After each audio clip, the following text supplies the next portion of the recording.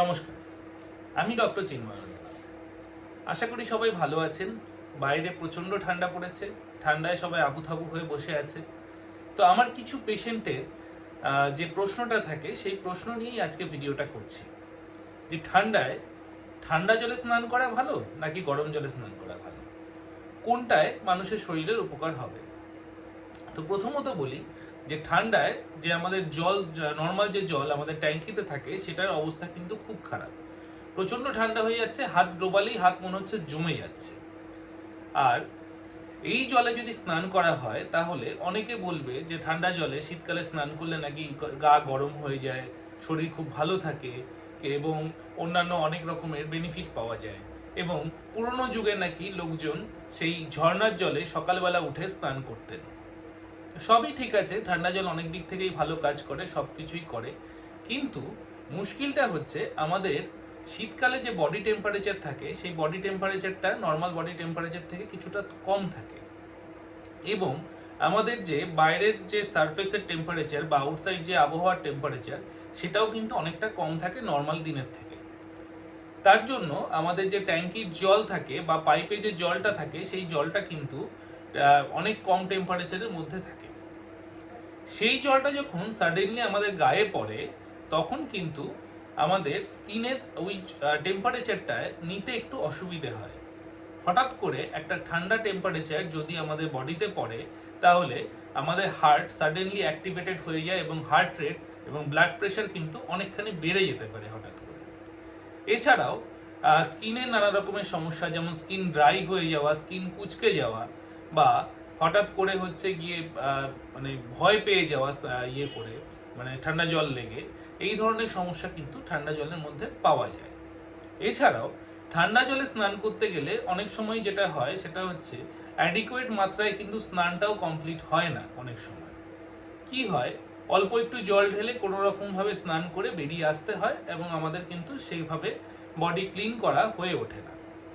তো তাহলে কি করা উচিত? স্নান কি করব না? না, স্নান করাটাও কিন্তু ঠিকঠাকভাবেই জরুরি, কিন্তু খুব গরম জলেও নয়। একটু হালকা উষ্ণ গরম জল করে নিন, যেই জলটা আপনার স্কিনের টেম্পারেচারের সঙ্গে মোটামুটি ম্যাচ খাচ্ছে, বা যেই জলটা গায়ে দিলে আপনার কোনো রকম কোনো ডিসকমফোর্ট বা কোনো রকম কোনো ইরিটেশন হচ্ছে না, সেই মাত্রায় আপনি জলটাকে গরম করে তারপর সেই জলটা গায়ে ঢালতে ঢালতে একটা জিনিস করতে পারেন, সেটা হচ্ছে বডি টেম্পারেচার যখন একটা নির্দিষ্ট মাত্রার টেম্পারেচারের জলে অভ্যস্ত হবে তখন যদি আপনি আস্তে আস্তে সেই জলের টেম্পারেচার কমান, তার মানে যদি আপনি তার সঙ্গে একটু ঠান্ডা জল অ্যাড করতে থাকেন কন্টিনিউয়াসলি অল্প অল্প করে, তাহলে কিন্তু বডি আস্তে আস্তে ঠান্ডা জলটা নিতে পারবে। যাদের বাড়িতে গিজার রয়েছে তাদের তো অসুবিধে নেই, তারা তো গিজারের মাধ্যমে এখন গরম জল করে স্নান করছেন এবং আশা করি অসুবিধে হচ্ছে না। কিন্তু আমি যেটা বলবো, অতিরিক্ত ঠান্ডা বা অতিরিক্ত গরম কোনোটাই কিন্তু এই সিজনে স্নান করার জন্য উপযোগী নয়। সুতরাং যাদের বাড়িতে গিজার রয়েছে তারা যেটা করবেন সেটা হচ্ছে মিক্সিংয়ের যে পার্টটা রয়েছে সেখানে কিছুটা গরম জল দিয়ে এবং কিছুটা ঠান্ডা জল কল ইয়ে করে খুলে তারপর সেই মিক্সিংটা করে আগে আপনার গায়ে হাতে একটুখানি দিয়ে দেখে নেবেন যে আপনার ঠিকঠাক কমফোর্টেবল টেম্পারেচারে এসছে কিনা জলটা। যদি কমফোর্টেবল টেম্পারেচারে আসে তাহলে সেই জলটা দিয়ে স্নান করুন। আর যাদের বাড়িতে গিজার নেই, যারা ইলেকট্রিক হিটার বা হচ্ছে গিয়ে গ্যাসের জলে গরম করছে, মানে গ্যাসের জল গরম করছেন, তাদের ক্ষেত্রে প্রথমে হাফ বালতি বা বালতির 1/3 অংশ আপনি গরম জল দিয়ে ভর্তি করুন, তারপর ঠান্ডা জল তার মধ্যে আস্তে আস্তে করে মিক্স করতে শুরু করুন এবং দেখুন যে আপনার কমফোর্টেবল টেম্পারেচারে জলটা কখন আসছে। যখন কমফোর্টেবল টেম্পারেচারে আসবে সেই সময় থেকে আপনার স্নান করা শুরু করুন এবং আস্তে আস্তে ঠান্ডা জল মিক্স করতে করতে আপনার বডিকেও এই ঠান্ডা জলে হ্যাবিচুয়েটেড করে কিছুটা পরিমাণ ঠান্ডা অবধি আপনি কিন্তু স্নান করতে পারেন। এবং স্নান করার জন্য প্রেফারেবল টাইম হচ্ছে আপনার 11:30 থেকে 12:30 মধ্যে, কারণ ওই সময় একটা রোদ্দুরের তেজ থাকে এবং রোদ্দুরটা যদি পাওয়া যায়, আপনি স্নানের পরে গিয়ে যদি কিছুক্ষণ রোদ্দুর লাগাতে পারেন বা একটু রোদ্দুরে হাঁটাচলা করে চুল শুকোতে পারেন বা গা হাত পা শুকোতে পারেন, তাহলে কিন্তু সেটা শরীরের জন্য খুব ভালো।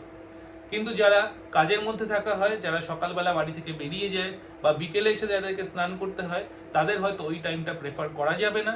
তাদের জন্য আমি বলবো যে যদি ভোরবেলা বা সকালবেলা স্নান করে বেরোতে হয়, আপনারা অ্যাটলিস্ট জলের টেম্পারেচারটা মেনটেন করুন এবং স্নান করে আসার পরে খুব ভালোভাবে গা হাত পা মুছে নিন।